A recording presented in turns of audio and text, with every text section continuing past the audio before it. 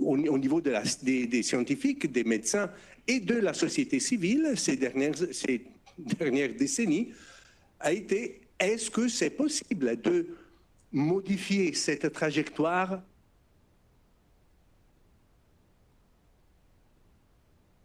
dans sa pente? Et le débat a été ouvert jusqu'à il y a quelques mois. On a appris, je vous montre les résultats des deux essais cliniques vraiment bien faits, de phase 3, randomisés, contrôlés, 1500 personnes dans l'une et dans l'autre, chacun, qui ont montré, au-delà du doute, que les personnes traitées, les patients traités, la courbe jaune et la courbe au-dessus, plus haute, est meilleure de la courbe placebo, des patients qui n'ont pas reçu le médicament. Là, je crois que eux qui ont plus de familiarité avec ce type de représentation graphique des résultats scientifiques auront déjà déjà compris les points faibles de cette observation. C'est-à-dire que la courbe des patients traités, malgré que ce soit très significative au niveau statistique, bon, au niveau clinique, on aurait espéré quelque chose de ce genre-là. Hein? Vous donnez le médicament et bon, et la maladie s'arrête, ce qui n'est pas vraiment le cas. Mais ça, c'est... il faut comprendre qu'on est au tout début. On parle des 2 premiers médicaments. Imaginez, pensez aux médicaments pour l'HIV, pour le cancer ou pour la sclérose en plaques. Maintenant, on arrive... L'HIV, c'est une maladie qu'au début, on arrivait à améliorer la trajectoire, mais les personnes mouraient quand même. Maintenant, l'HIV est devenue une maladie chronique. La trajectoire est presque... Donc là, pourquoi c'est une innovation disruptive? Parce que c'est la première fois qu'on arrive à faire bouger la courbe. Ce n'est pas la solution finale. Ce n'est pas... On est bien conscient qu'il y aura énormément de travail encore à faire. Pour arriver à optimiser l'approche. Dans les courbes que vous voyez représentées dans le graphique, elles sont des courbes moyennes. Mais dans la réalité, elles sont des éventails. Il y a des patients qui progressent plus rapidement chez les placebos, bon, des patients qui progressent plus rapidement et moins rapidement chez les patients traités. Donc, il y a une variabilité tant chez les patients traités que chez les patients non traités qu'il faut mieux comprendre. On a déjà des idées pour identifier les patients qui répondent mieux et qui répondent moins bien. L'un et à l'autre de ceux de médicaments. Mais il y a énormément de travail à faire. Mais le but, c'est d'identifier les sous-groupes qui répondent mieux. Et puis, il y aura d'autres médicaments qui vont arriver, etc. Donc, ça, c'est quelque chose qui va changer les règles du jeu. Les soins des patients avec troubles de la mémoire et Alzheimer va changer de façon radicale, pas demain, comme parfois les journaux essayent de nous faire croire, mais dans les plusieurs années à venir. Mais le voyage est commencé. Et ce voyage, nous sommes en train de le faire au Centre de la mémoire des hôpitaux universitaires de Genève. Quelqu'un d'entre vous, je ne sais pas si quelqu'un a jamais visité le Centre de la mémoire? Personne? Eh ben, donc, on fait à...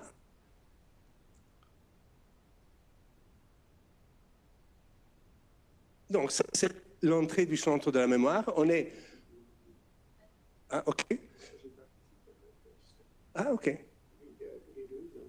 Vous faites partie de notre cohorte des partenaires. Merci. Merci. Donc ça, c'est l'entrée. Là, vous avez la salle d'attente, le plan. Pourquoi ça ne marche pas?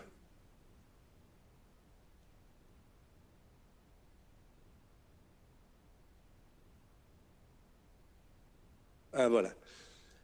Le centre se trouve au bâtiment Maurier, 4e étage, 500, à l'heure actuelle, à peu près 500 mètres carrés, sur plusieurs bureaux, comme vous le voyez. Là, je vous montre quelques bureaux, salle d'attente d'abord. Voilà, ça c'est la salle d'attente avec le café, pas de l'innovation, mais innovant quand même. L'écran avec les news des HUG, évidemment, ben, ça fait partie des devoirs de la maison. Et puis l'écran avec le personnel, les photos du personnel, de manière que le patient puisse déjà connaître un peu, se familiariser, l'accueil. Et puis on a plusieurs salles qui n'ont rien de particulier. La chose que j'aime mettre en valeur, c'est le fait qu'on a les chercheurs et les cliniciens travaillent côté à côté. On a 2 salles de 3 bureaux pour les chercheurs qui leur permettent de vivre avec les personnes qui ont le contact avec le patient. Et les patients aussi, ils fréquentent les mêmes endroits qui sont fréquentés par les chercheurs. On en a 4 derrière de chercheurs. Et eux, ils travaillent, leur bureau se trouve dans le même endroit des patients. Et je trouve que c'est l'idée au fond, la philosophie de base, c'est que là où il y a de la recherche, où il y a de l'innovation, les patients sont mieux soignés, sont mieux traités. Ça, c'est l'assumption de base. Ensuite, il y a des bureaux qui n'ont rien de particulier, sauf, si vous voulez, ça c'est la salle de perfusion. C'est la salle où nous avons testé pour la première fois dans le monde, le premier, pas seulement, pas que nous, hein, on était dans l'essai clinique international centrique qui a testé le tout premier anticorps monoclonal, qui n'est pas ni l'un ni l'autre des 2 que je vous ai montrés. C'était un qui est venu quelques mois avant, avec des résultats comme ci, comme ça, qui probablement ne sera pas commercialisé en Europe, mais c'était le tout premier, et nous l'avons testé à Genève, dans ces locaux. Et bon, ça c'est la petite visite du centre. Maintenant, je fais un petit pas en arrière. Les anticorps monoclonaux, je viens de mentionner, anti-amyloïdes. Pourquoi? Qu'est-ce que c'est que l'amyloïde? Quel est le rôle de l'amyloïde dans la maladie?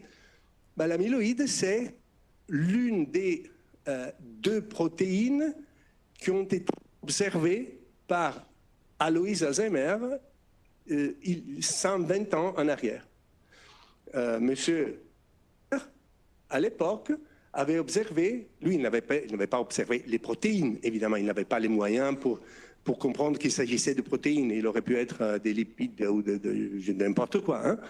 Mais il a observé des choses bizarres au niveau dans le cerveau, des grumeaux qu'il appelait plaques séniles et d'autres grumeaux qu'il appelait agrégats neurofibrillaires.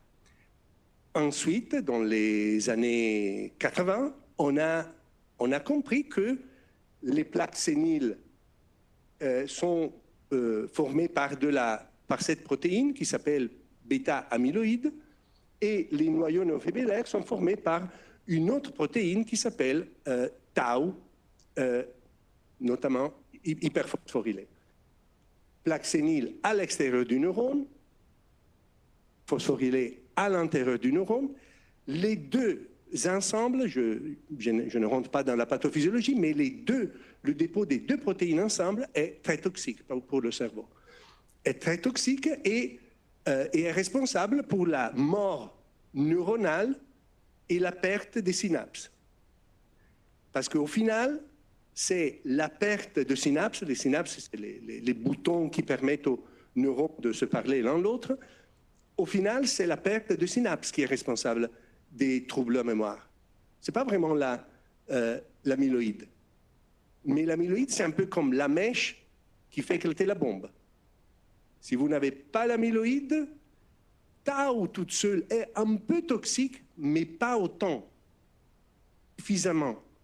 Pour que ce soit vraiment toxique, super toxique, il faut les deux ensemble.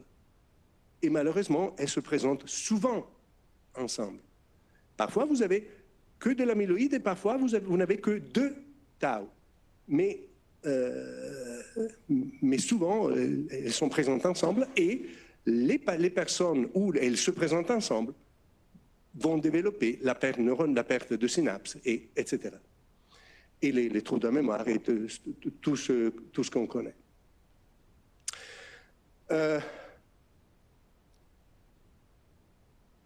Là, quelques mots sur...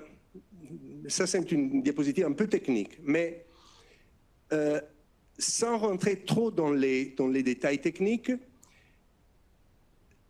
j'aimerais mettre en valeur, vous laisser un message. Les patients, ce qu'on appelle maladie d'Alzheimer, ce n'est pas une maladie. Il s'agit probablement au moins, à minima, de 3 maladies. Il y a la maladie d'Alzheimer autosomique dominante, génétique, à début précoce, mais précoce, très précoce. 50 ans, 40, 30. Il y a des cas au début à 20 ans. Donc, vraiment très précoce, mais heureusement très rare.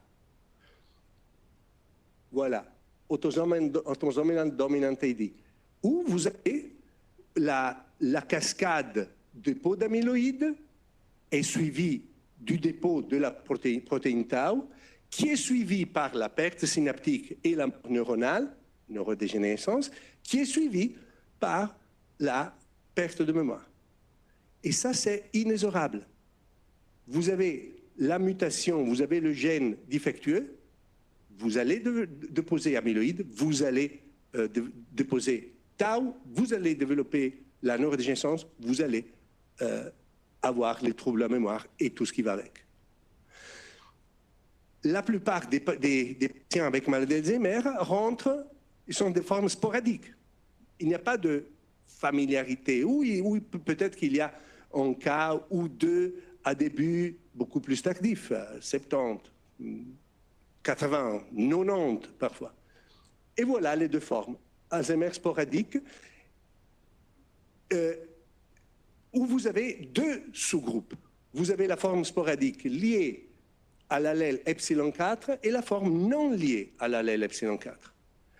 L'allèle epsilon 4 de la apolipoprotéine, c'est un gène de risque. Ce n'est pas un gène qui détermine le développement de la maladie. C'est quelque chose qui donne un risque. Là, on est à peu près 60, 50, 60, disons. Il y a sur 60 personnes, il y aura 10, 12 qui sont porteuses de l'ALN, de l'allèle, et peut-être, on peut avoir deux allèles, hein. On peut avoir ni l'un ni l'autre, 0 allèle epsilon 4, un allèle ou deux allèles. Et dans la salle, il y aura une dizaine de personnes qui ont au moins une copie, au moins une allèle, et peut-être une personne ou une demi-personne qui a deux copies de l'allèle. Et ça, c'est la forme liée à la forme sporadique liée à l'allèle epsilon 4. Qui a l'allèle de risque a une probabilité supérieure aux personnes qui n'ont pas l'allèle de développer la maladie, mais c'est une probabilité. Ce n'est pas une certitude du tout. Et là, dans cette diapositive, vous voyez ce concept de la pénétrance du trait génétique est représenté par les stickmen, les poupées noires et grises. Là, dans la forme autosomique dominante, tout le monde, tous les patients qui ont le gène ont amyloïde, tous les patients qui ont le gène ont tau, tous les patients qui ont tau vont développer la neurodégénérescence, tous les patients qui ont des neurodégénérescences vont développer les symptômes. Tandis que là, vous voyez que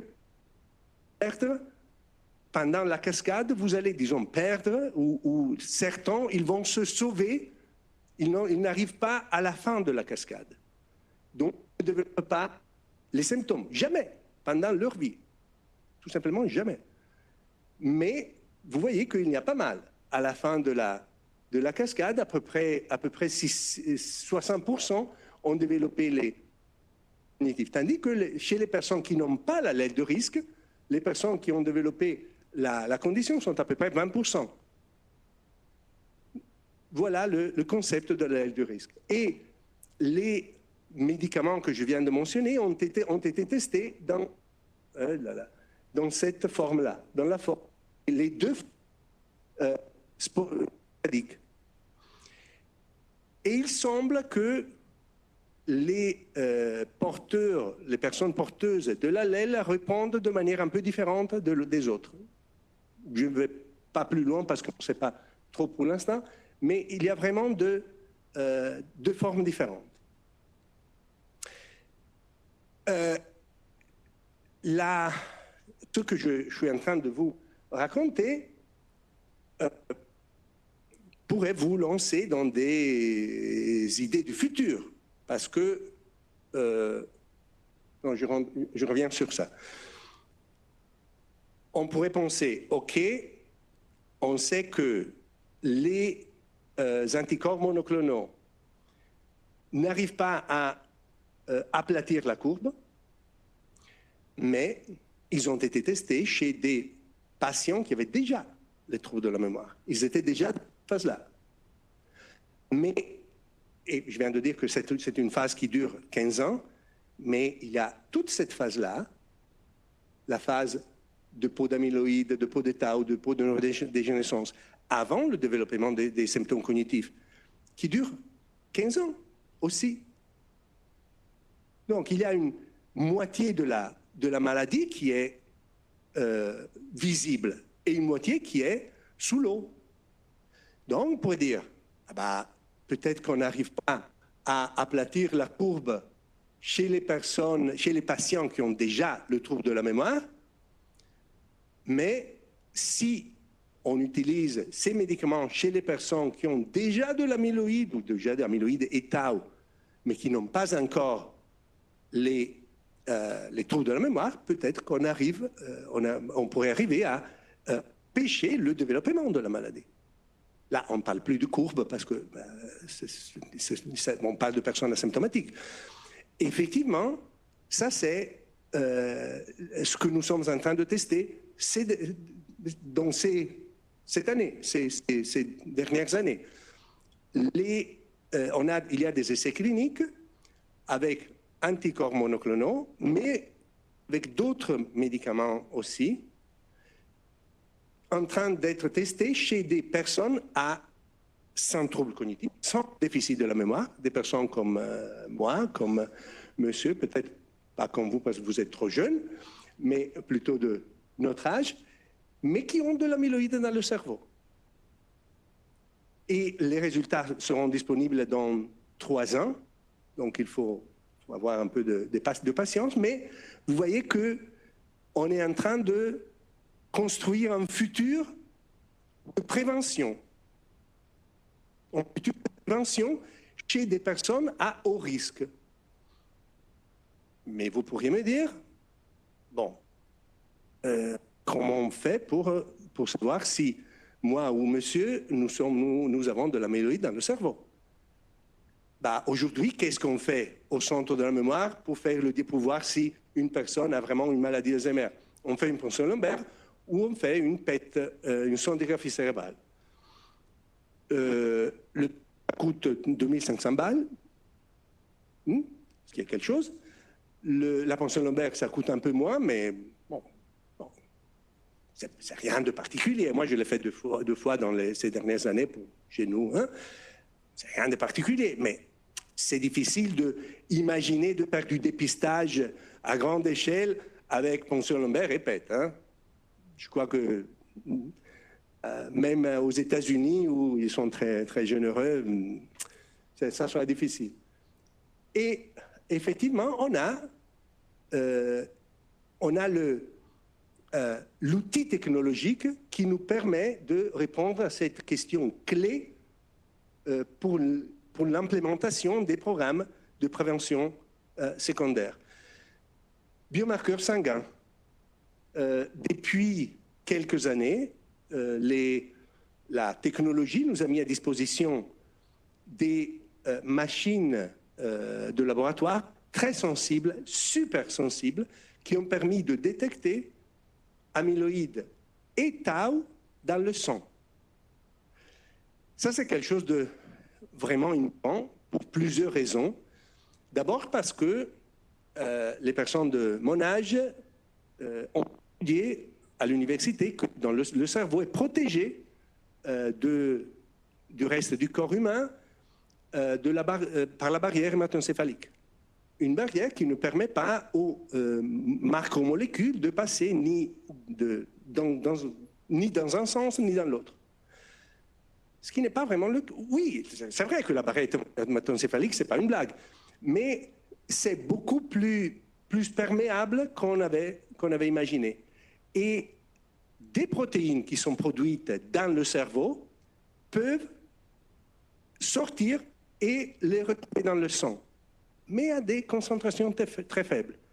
Et en même temps, des molécules comme les anticorps monoclonaux, on peut les injecter et ils se déposent dans le cerveau. Parce que le même problème de la barrière, c'est pour les anticorps monoclonaux. Le pourcentage d'anticorps monoclonaux qu'on trouve dans le cerveau après une injection, c'est 2%. Mais ça suffit. Ça suffit pour avoir un bon effet. Et pour revenir sur la biomarqueur au niveau du sang, on a des machines que nous avons achetées aux HUG, au centre de mémoire, on les a achetées l'année passée, qui nous permettent de mesurer amyloïde et tau dans le sang. Et lorsque vous allez faire cette opération-là, on a mesuré l'amyloïde. Ça, c'est à bêta, c'est la tau hyperphosphorylé. Là, je vous ai montré le rapport entre les deux. Mais évidemment, il faut mesurer l'une et l'autre. Pourquoi le rapport? Parce que chez les patients qui ont une déposition d'amyloïde de tau dans le cerveau, se baisse et tau augmente. Et donc, le rapport vous permet de voir, de détecter ce changement métabolique du métabolisme cérébral. Et on a mesuré tau et amyloïde chez une cohorte des personnes. Peut-être que vous, monsieur, vous êtes l'un de ce patient-là, ces participants-là, pas patients, mais participants. Et on a, au même temps, aux mêmes gens, fait un PET amyloïde et un PET tau. Et on a vu là l'accord. Et on sait que PET amyloïde et PET tau sont très sensibles et très spécifiques. Si bêta-amyloïde est positif, bah, il y a de l'amyloïde. Si c'est négatif, il n'y a pas. Et pareil pour tau-PET. Donc c'est un peu le standard de référence. Qu'est-ce qu'on a vu? On a vu que si vous avez des participants qui sont positifs à Alzheimer et négatifs à Alzheimer, la distribution du rapport tau hyperphosphorylé et à bêta-42 dans le sang est un peu différent. Vous voyez que chez les positifs, c'est un peu plus élevé et chez les négatifs, c'est un peu réduit. Mais il y a de chevauchements assez importants. Et donc, dans la clinique, dans la pratique, le défi du scientifique translationnel, c'est de transférer les résultats que vous trouvez dans le groupe au niveau de l'individu. Parce que quand vous êtes dans la clinique, vous n'avez pas 200 patients d'Alzheimer. Vous avez monsieur XY. Et vous devez donner une réponse à ce monsieur-là, pas aux patients Alzheimer en général. Et donc, quelle est la conclusion là? Ben, la conclusion, c'est que si vous identifiez deux seuils, un seuil supérieur et un seuil inférieur, avec 90% de sensibilité et spécificité pour qui est doué en statistique, vous pouvez au moins faire un screening, faire un dépistage des personnes qui ont un rapport au-dessus de 2,4, qui sont avec presque certainement positifs, et eux qui sont en dessous de 0,9 sont presque certainement négatifs. Donc chez ces patients-là, on peut considérer d'éviter de faire un bêta-amyloïde parce que ça sera positif. Et là, pour ces personnes-là, on peut éviter de faire un bêta-amyloïde parce que ça sera certainement négatif. Il est vrai que c'est à peu près 25%, un quart de patients. Et il est vrai que pour la plupart des participants, bah, vous serez dans la fenêtre de doute. Donc, là encore, c'est un début, mais ce n'est pas encore vraiment la bonne réponse, parce que pouvoir faire un bêta-amyloïde ou un ponceau lombaire chez 3/4 des personnes, c'est pas génial. Mais, là encore, l'innovation, là, on a mesuré phospho-tau 231. Tau est une protéine qui peut être phosphorylée dans plusieurs résidus.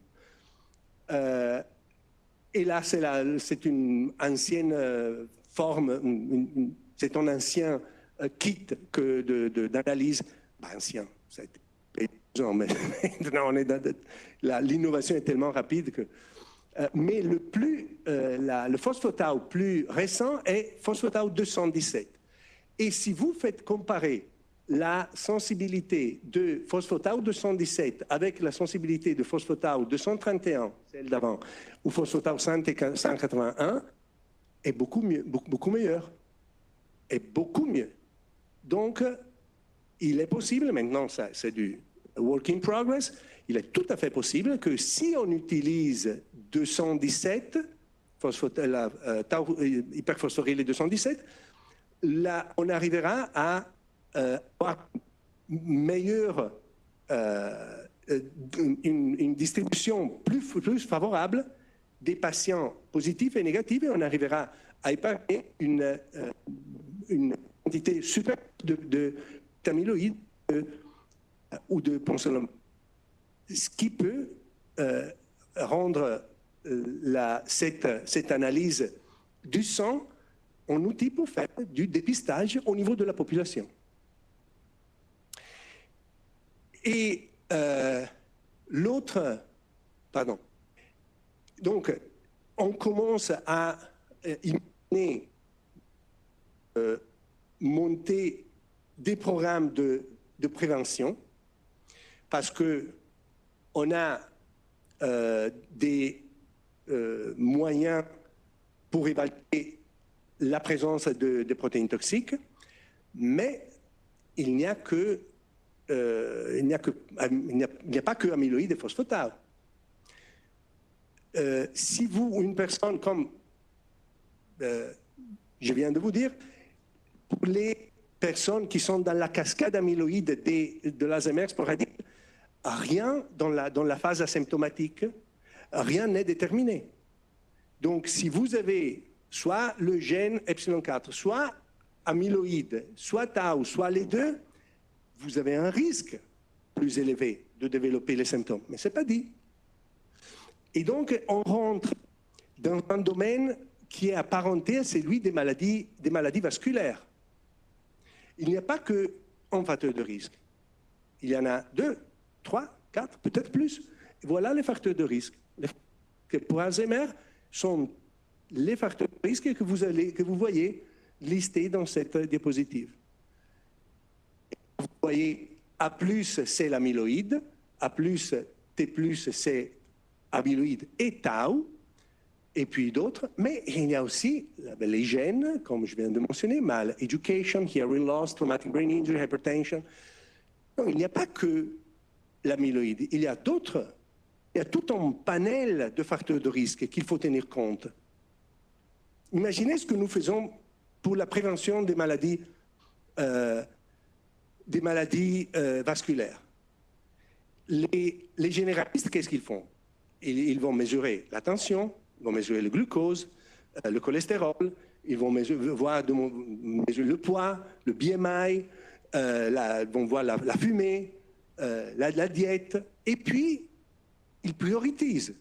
S'il y a une personne qui a plusieurs facteurs de risque, dont la plupart sont des facteurs de risque faibles, je ne sais pas, la glycémie, le glucose un peu élevé, mais pas trop, un peu de surpoids, mais pas trop. Mais la tension à 240 sur 140, la première chose qu'il va faire, c'est de traiter la tension.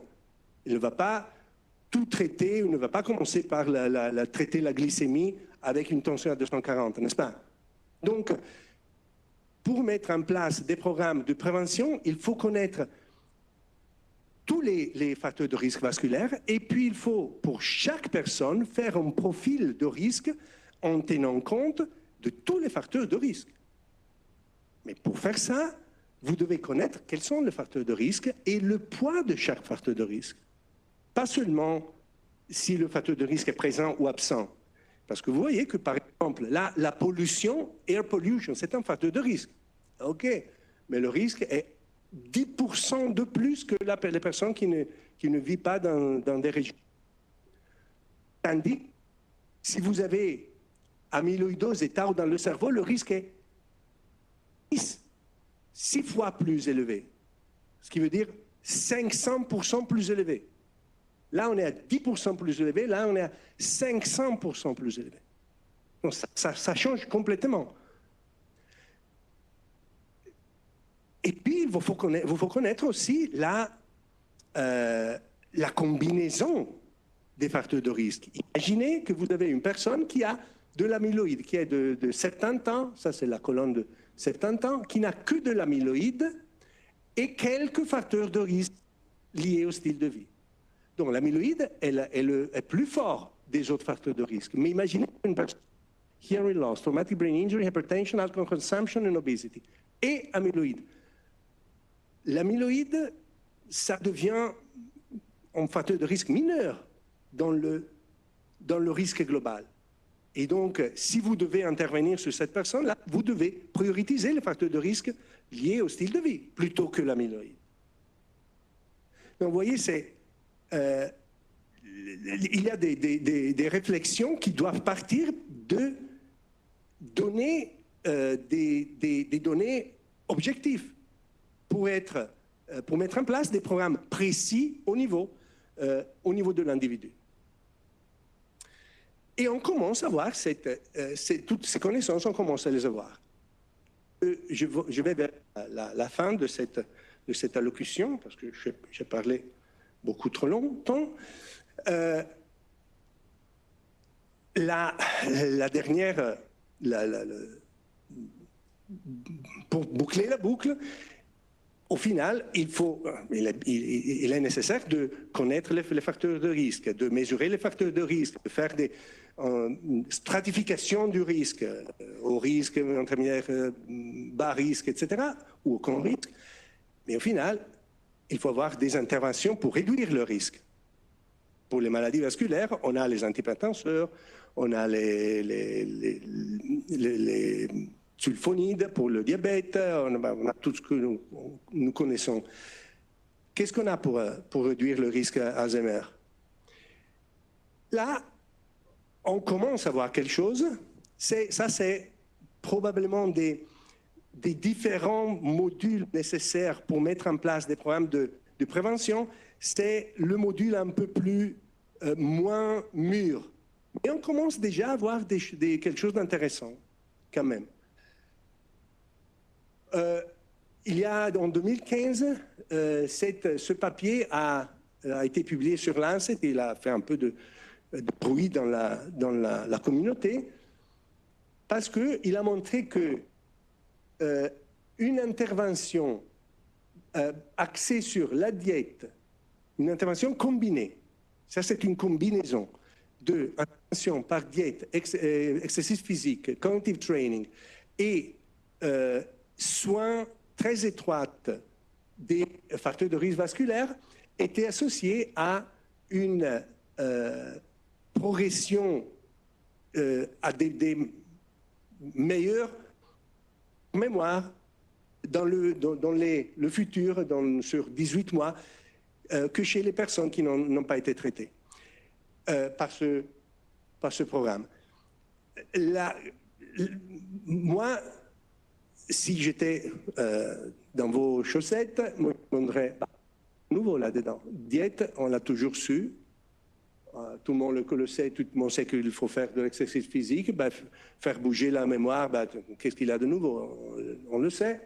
Les facteurs de risque, on le sait qu'il faut. Ce qui est innovant, c'est qu'il s'agit d'un programme structuré, avec certaines heures d'activité physique, avec certains types d'exercices. La diète, avec un régime spécifique, c'est très structuré. Parce qu'il y a des études sur la diète pour la mémoire, l'exercice physique pour la mémoire. Mais les résultats ont toujours été un peu clairs. Une étude qui était positive, l'autre qui était négative, au final, on ne sait pas. Ça a été le premier large, à grande échelle, qui a montré une efficacité, mais avec toutes les interventions basées sur le style de vie, tout dedans, dans un programme structuré. Et ça, c'est déjà quelque chose qui nous permet de commencer à travailler.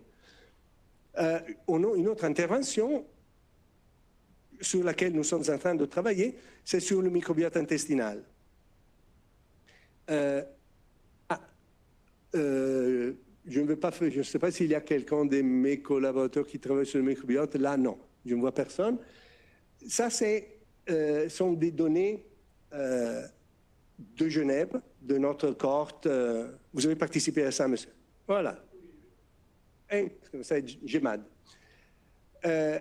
On a mesuré dans le sang des personnes saines et chez des personnes malades, on a mesuré des protéines inflammatoires dans le sang, pas dans le cerveau, dans le sang, et des métabolites qui ne sont produits que par les bactéries intestinaux, par certains produits de bactéries intestinaux.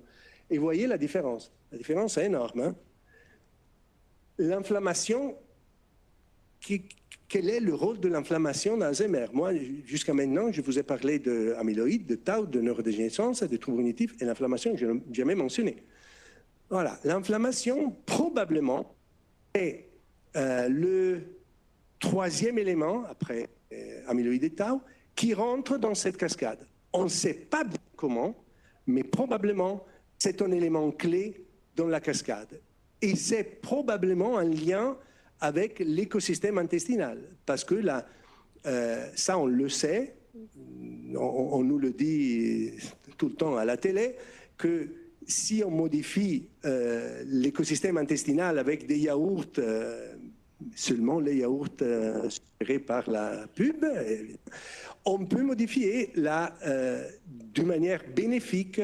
Et c'est vrai que ce qui est vrai de toute cette bagarre de pub, c'est que effectivement, certaines bactéries, la prise de certaines bactéries peut modifier l'état inflammatoire au niveau du sang, au niveau de l'organisme en général.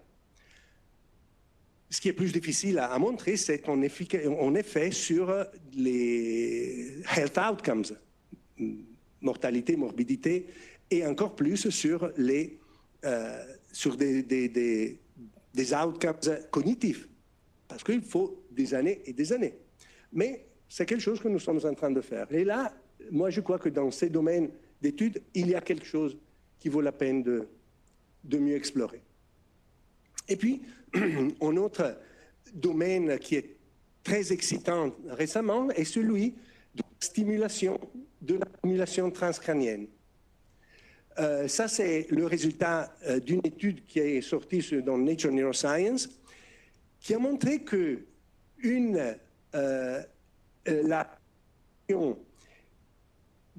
du cortex frontal avec une stimulation électrique, avec des électrodes, pas la même électricité qu'on utilise pour les ordinateurs évidemment, une courante électrique à faible puissance, mais de 40 Hertz. Et ça, c'est très important parce que 20, ça ne fonctionne pas, et 60 non plus. 40 Hertz est la même fréquence d'oscillation des neurones frontales, d'ailleurs, est associée à une amélioration de la mémoire qui dure jusqu'à 4 semaines après l'arrêt de la stimulation. Donc c'est une étude préliminaire, mais c'est super intéressant et nous sommes en train aussi nous avons 2 programmes de stimulation transcrânienne en cours.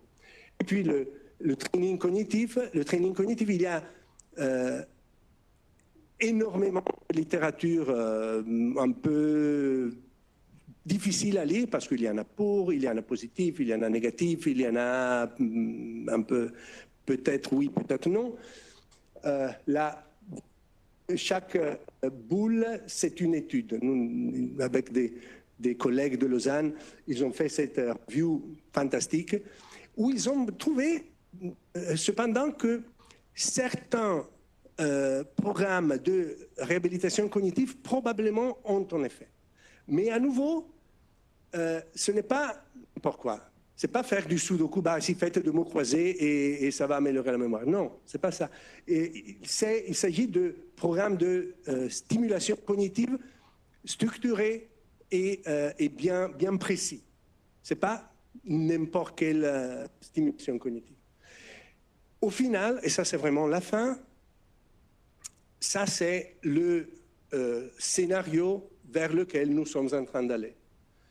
Pas vraiment celui, mais celui qui est évoqué par la photo. Vous connaissez, tout le monde connaît cette.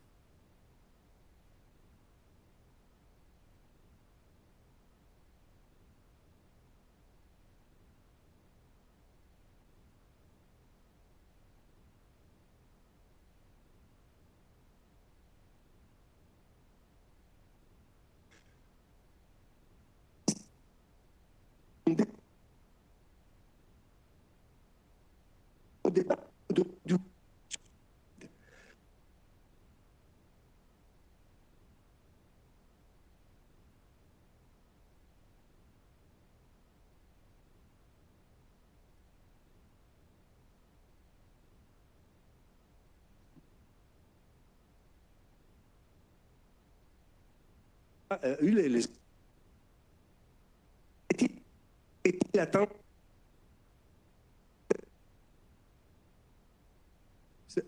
Ça voulait dire traiter le manomètre. Ce n'était pas traiter la personne, c'était traiter le signe. Et c'était la même polémique qu'on avait jusqu'à il y a un an pour l'amyloïde. Traiter l'amyloïde, ça voulait dire traiter le PET, pas traiter la personne, mais traiter l'image, ce qui n'est plus le cas. Maintenant, on le sait que ce n'est plus le cas, mais exactement le même débat qui est en cours à cette époque-là. Ensuite, juste là, ce qui est intéressant au niveau historique, c'est que la mort de Roosevelt a déclenché des énergies au niveau de la société américaine. Ils sont arrivés à monter le Veteran Administration Study pour traiter les personnes avec tension élevée. Et ils ont dû l'arrêter. Parce qu'avec des antihypertenseurs, parce que les antihypertenseurs étaient disponibles, hein, tout simplement, on ne les utilisait pas à cause de cette incertitude. Ils ont dû arrêter le Veteran Administration Study parce que c'était trop efficace, c'était tellement clair, tellement évident que les personnes traitées n'avaient pas d'hémorragie cérébrale, tandis que les personnes non traitées continuaient à avoir des hémorragies cérébrales, qu'ils ont dû arrêter l'étude au milieu. Ils ne sont pas arrivés à la fin parce que ce n'était plus éthique de continuer à ne pas traiter les personnes. Je crois que nous sommes, dans l'Alzheimer, nous sommes un peu plus avancés qu'à ce moment-là, mais on est en train de suivre le même parcours culturel et des soins aux patients. Et je crois que nous allons avoir, j'espère que nous allons avoir le même succès de la prévention, du traitement et de la prévention des maladies vasculaires. Et peut-être que dans 5 ans ou dans 10 ans, quelqu'un à ma place vous racontera de ce succès. Et je vous remercie pour votre attention. On va avoir remercié l'équipe du Centre de la mémoire.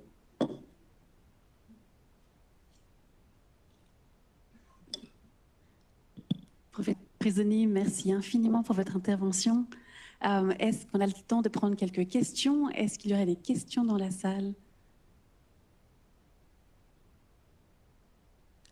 1, 2, 3.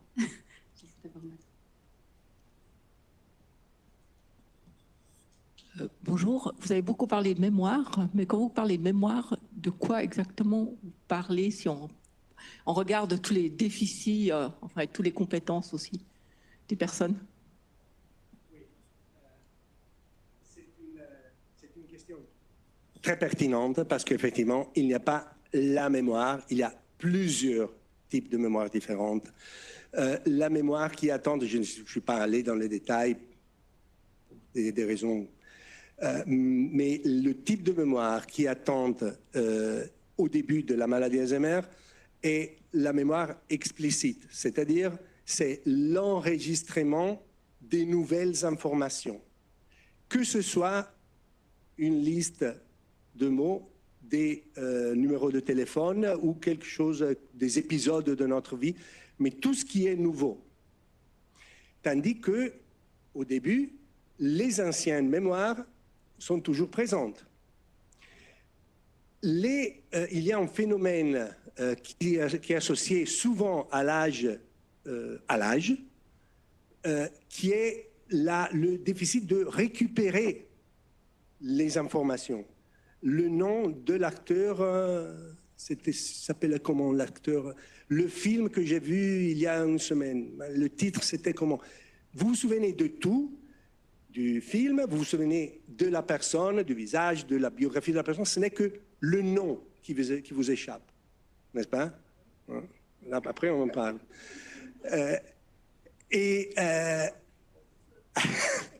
Je vous assure. Et ça, c'est quelque chose qui est associé à l'âge, peut-être présent chez les personnes qui ont aussi un Alzheimer, mais ça n'a rien à voir avec le développement d'Alzheimer.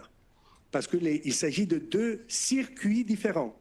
Le circuit de la mémoire explicite attente d'Alzheimer, la mémoire qui est explicite de l'apprentissage, et le circuit qui implique l'hippocampe, le cortex pariétal, singulaire postérieur et dorsolatéral, et les corps mammillaires. Tandis que les anciens souvenirs sont stockés dans tout le cortex, dans le cortex cérébral, qui au début n'est pas trop atteint de la maladie.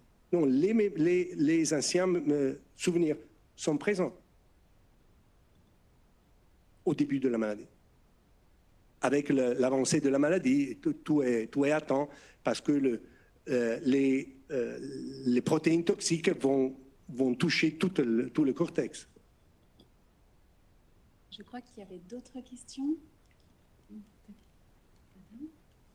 Moi, j'avais une question sur le développement des MAB là, pour les des MAB, des anticorps monoclonaux, sur ces 3 types de maladies d'Alzheimer. Si j'ai bien compris, donc il y a l'autosomique dominant et puis il y a les 2 cas avec 1 ou 2 allèles de la peau epsilon 4. Vous avez dit que les anticorps monoclonaux ont été développés spécifiquement pour les cas avec 1 ou 2 allèles et pas pour l'autosomique dominant, c'est juste? Testé. D'accord. Donc vous répondez à ma question parce que je voulais savoir si c'était pour des raisons techniques, que c'était différent ou si c'était plutôt pour des questions justement de population.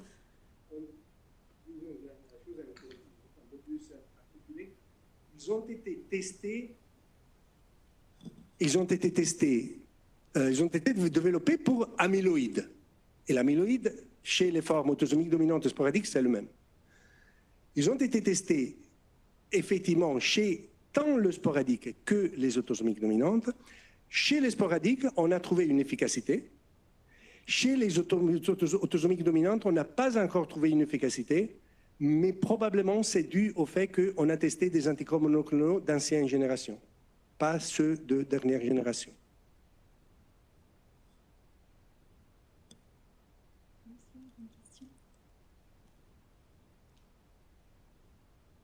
Merci.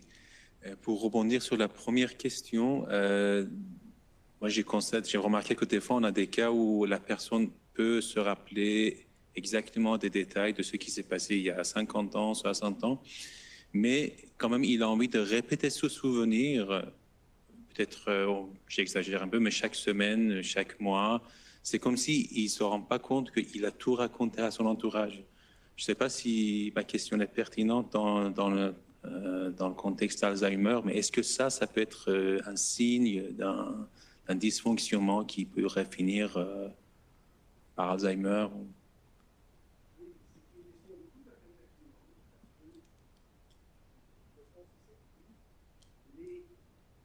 Ce phénomène de répéter souvent la même information, la même histoire, parfois plusieurs fois par jour, c'est quelque chose de très fréquent. Et chez les personnes qui ont une maladie d'Alzheimer, pour 2 raisons. La première, c'est qu'ils répètent parce qu'ils oublient de l'avoir déjà dit. Et deuxièmement, c'est que vous devez penser que la personne qui perd la capacité d'enregistrer de nouvelles informations perd les coordonnées de son passé récent. Parce que si vous commencez aujourd'hui à développer cette difficulté d'enregistrement, après 1 mois, 2 mois, 1 an, vous avez l'année que vous avez passée est vide. Vous voyez, est moins peuplée de souvenirs. Et donc, vous vous trouvez dans un présent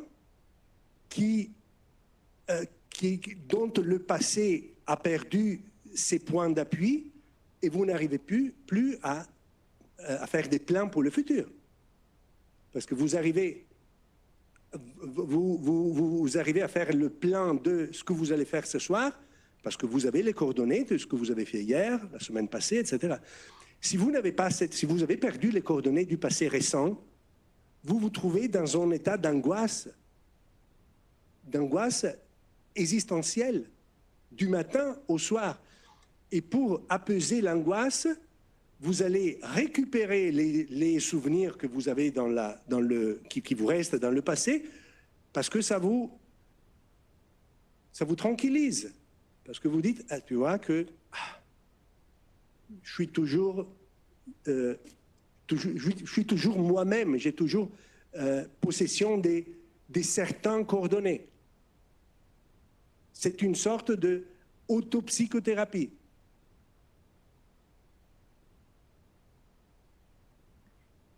Alors, j'imagine que voilà, c'est un sujet aussi qui suscite pas mal de questions.